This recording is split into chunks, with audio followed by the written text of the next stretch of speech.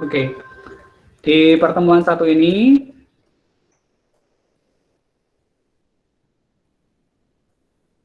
kita akan bahas terkait dengan aksioma bilangan real. Di mana untuk aksioma bilangan real itu sebenarnya sudah kalian dapatkan pada mata kuliah aljabar. Saya ingatkan kembali, di sini saya pakai bahasa Inggris ya, karena bukunya yang saya gunakan di sini adalah Bartel. Kebetulan kalian sebenarnya kalau misalkan mau ambil buku ajar, punya Pak Julian itu bagus. Buku beliau sudah lengkap dan berbahasa Indonesia. Tapi kalau tidak, pakai bahasa Inggris pun juga tidak masalah. Di algebraic properties of real number, jadi dibilang real, on the set of real numbers, there are two binary operation. Ada dua ya operasi yang digunakan pada bilangan real, yaitu operasi penjumlahan dan perkalian. Biasanya ditulis simbolnya adalah plus dan titik. Kalau di bahasa Inggris kan, called addition and multiplication. Jadi penjumlahan dan perkalian secara perurutan, respectively. This operation satisfy the following properties. Jadi operasi tersebut memenuhi aksioma-aksioma berikut. Ada 4 aksioma untuk penjumlahan. Ini A1 itu artinya addition untuk number 1. And then addition 2, addition 3, 4. M itu berarti multiplication. M1, M2, M3, M4, dan yang terakhir adalah D, distribution. A1 adalah close property atau commutative property of addition. Jadi A tambah B sama dengan B tambah A. Demikian juga untuk yang A2 adalah associative property. A tambah B dikerjakan dulu, ditambah C, hasilnya sama dengan A tambah B ditambah C. Yang ketiga mesti bilangan elementer atau bilangan zero element. Ada zero element pada penjumlahan, di mana 0 tambah A, maka hasilnya A. Demikian juga sama, A tambah 0, hasilnya juga A.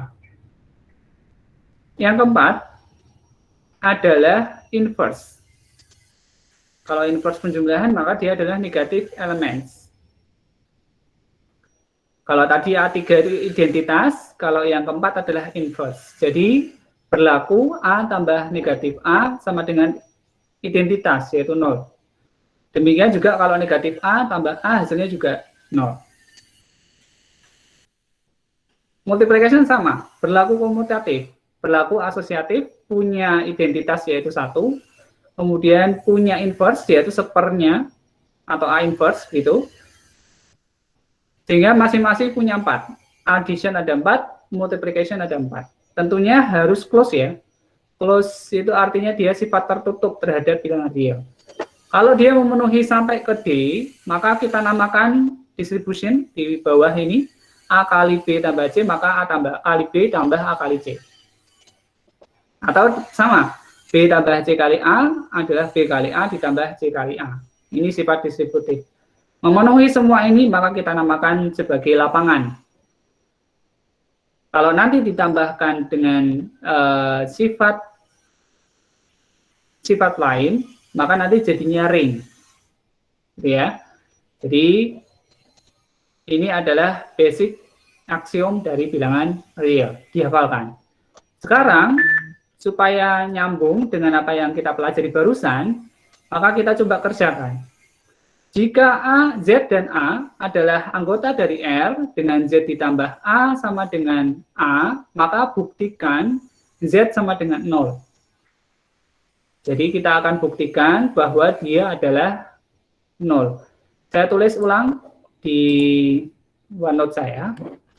Saya tulis yang pertama, jika saya punya A dan Z itu anggota dari bilangan real, kemudian kok Z ditambah A itu sama dengan A, maka Z sama dengan 0.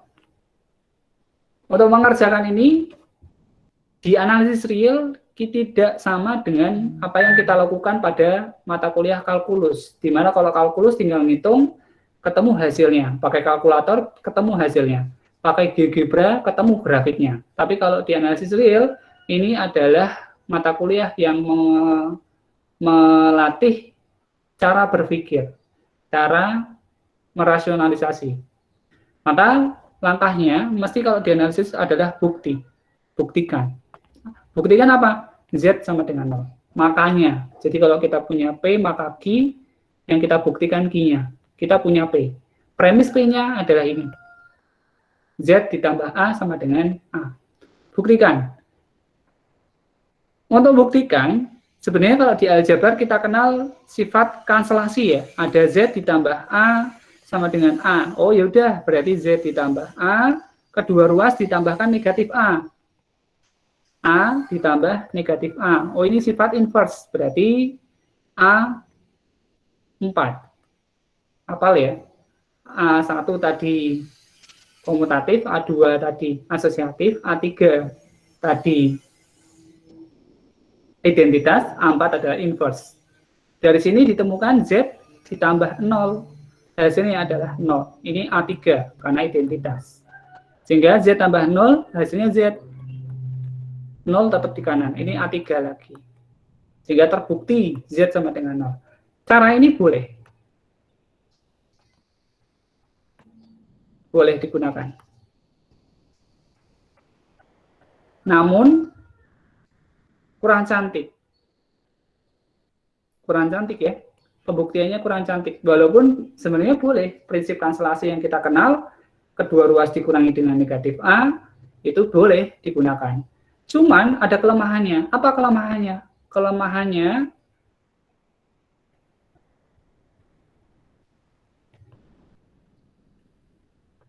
itu yang pertama tentunya adalah kita tidak tahu nilai A. Apakah dia positif, atau dia negatif, atau apa?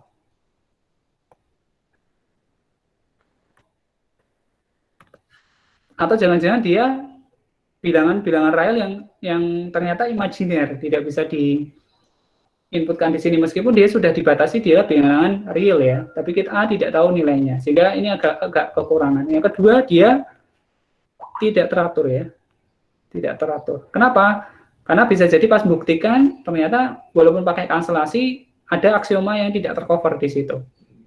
Oleh karena itu ada cara lain untuk buktikan. Nah, saya sukanya kalau mau membuktikan, gunakan Z yang nanti kita buktikan. Yaitu kita buktikan Z-nya sama dengan 0. Ini yang akan kita lakukan. Kita awali dari Z terlebih dahulu. Z itu adalah Z ditambah 0. Nah, 0 itu didapatkan dari A3. Sifat aksioma bilangan real A3. Selanjutnya, 0 itu saya jabarkan menjadi A ditambah negatif A. Ini adalah A4. Setelah itu, saya kelompokkan Z ditambah A ditambah negatif A. Ini sifat asosiatif, berarti A2. Setelah itu, Z ditambah A, ini diketahui di atas soal. Z ditambah A adalah A, sehingga bisa saya substitusi. Ini A ditambah negatif A. Ini tulisannya diketahui, karena Z ditambah A hasilnya A. Setelah itu, A tambah negatif A adalah 0. Ini adalah A4. Jadi, ini lebih cantik daripada pembuktian yang di atas. Anda sudah dibuktikan, biasanya dikotain, kemudian diarsir. Boleh. Atau mau pakai ini juga boleh. Terbukti. Gitu ya. Jadi, untuk membuktikan, boleh pakai kanselasi yang ada di aljabar. Tapi kalau sudah analisis real, diupayakan untuk pembuktiannya dari kiri ke kanan. Di mana Z akan kita buktikan sama dengan 0. Sampai sini ada yang ditanyakan? Saya terlalu cepat? Ya, terlalu cepat kalau kalian belum hafal A1, A2, A3, A4. Tapi kalau sudah hafal, saya kira tinggal jalan. Sudah? Ada yang ditanyakan?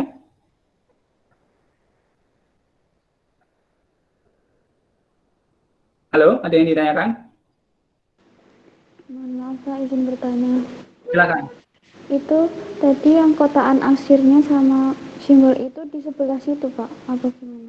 Iya, betul. Jadi dia adalah pembuktian. Jadi pembuktian itu biasanya ditaruh di akhir ya. Hmm, Boleh kotaan gini, boleh terbukti gini, boleh. oh iya Pak. Terima kasih Pak. Ada lagi yang lain? Cukup ya? Oke. Sekarang kita coba teorema yang kedua, yaitu jika U dan B tidak sama dengan 0, adalah anggota bilangan real, dengan U kali B sama dengan B, maka buktikan U sama dengan 1. Kita coba. Kita punya U, B, ini nomor 2 ya. Anggota bilangan real, kemudian B-nya tidak sama dengan 0.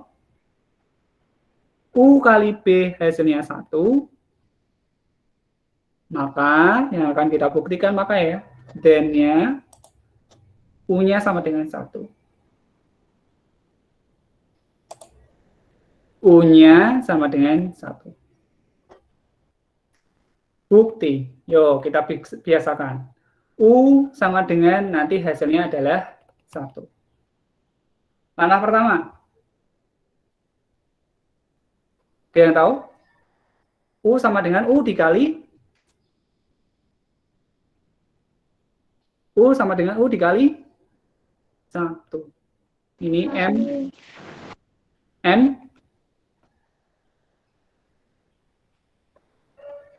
M3 untuk identitas. Setelah itu, 1 itu dijabarkan dengan menggunakan B. Berarti kita punya 1 adalah B dikali 1 per B atau B inverse. Ini adalah M4. Atas M3, bawah M4. Setelah itu, pakai sifat asosiatif. U kali B dikali seperti. Ini adalah M2. Ngapalinnya gampang ya, asosiatif 2. 3 itu identitas, 4 itu inverse. Setelah itu, U kali B itu diketahui adalah hasilnya 1. Berarti 1 kali, U kali B hasilnya B ya. Salah nulis ya. U kali B hasilnya adalah B dikali seper B. Ini diketahui. Sama ya prosesnya ya. Sehingga ketika B ketemu sama seper B, inversenya maka jadinya 1. Ini M4. Jadi terbukti bahwa kalau ada suatu bilangan real dikali U, bilangan realnya B dikali U, kok hasilnya B, maka U pasti 1. Demikian juga sama yang atas. Kalau ada bilangan real A, terserah bilangan realnya apapun, ditambah Z kok hasilnya adalah A, maka Z-nya pasti 0. Dua soal ini sudah membuktikan apa yang sudah kita pelajari di SD, SMP, maupun SMA. Contohnya, misalkan saya punya Z ditambah 5, kok hasilnya adalah 5, maka Z sama dengan 0, pasti. Buktinya tadi di atas. Tapi digeneralisasi bentuknya A. Demikian juga sama. Kalau saya punya U dikali negatif 1, kok hasilnya adalah negatif 1, maka U-nya pasti 1. Juga sudah kita buktikan di atas. Jadi aplikasi ini sudah kita gunakan di kalkulus. Sampai sini ada yang ditanyakan? Nah, sebagai tugas mandiri, kita tidak full. Kalian buktikan aksioma yang ketiga. Jika ada bilangan real, ya, kalau dia dikali 0, maka hasilnya 0. Kalau ada bilangan real A, yang ketiga ya, kalau A dikali 0, kok hasilnya 0, buktikan. Yang kita punya adalah A anggota bilangan real tok. Yang dibuktikan adalah A kali 0 hasilnya 0. Berarti nanti buktinya kalian tulis di kertas kalian atau di file boleh. A kali 0, buktikan hasilnya nanti hasilnya 0. Untuk buktikan ini langkahnya, pastikan dulu bahwa A kali 0 ditambah A kali 1 hasilnya adalah A. Buktikan ini dulu supaya bisa mengerjakan ini. Ya, ini hin namanya. Sampai sini ada yang ditanyakan? Pak, Ya. tadi kan yang awal kan itu A4, A3, A2. Yang bawah tadi yang kedua itu M4, M3 dan seterusnya itu bedanya apa, Pak? Bedanya terletak di aksiomanya ini. Jadi aksioma ini kan harus dihafalin tadi. A1, A2, A3, Iya. A4, M1, M2, M3, M4. Oh, Jadi A1 itu Iya, iya. komutatif, A2 itu asosiatif, A3 pasti identitas, A4 pasti inverse. Demikian sama. Kalau multiplication, M1 itu pasti komutatif, M2 asosiatif, M3 inverse, identitas, maaf, M4-nya inverse. D sendiri. Gitu ya, nanti ditulis keterangannya. Jelas? iya, Pak. Makasih. Oke. Jelas. Sip. Tinggal kalian buktikan ini ya. Nanti jangan lupa dikasih keterangan-keterangan di sampingnya, difotokan, ditaruh di forum diskusi. Caranya naruh di forum diskusi gimana? Ya tadi, kembali ke LMS, buktikan bahwa bilangan real apapun jika dikalikan 0, hasilnya 0. A kali 0, hasilnya 0. Nah, tambah topik diskusi baru, nama, kemudian nanti upload di sini boleh, ngetik di sini boleh, setelah itu post to forum.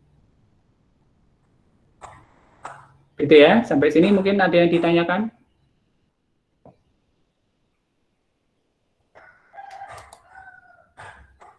Kalau tidak ada, cukup.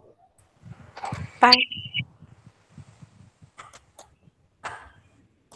Ya.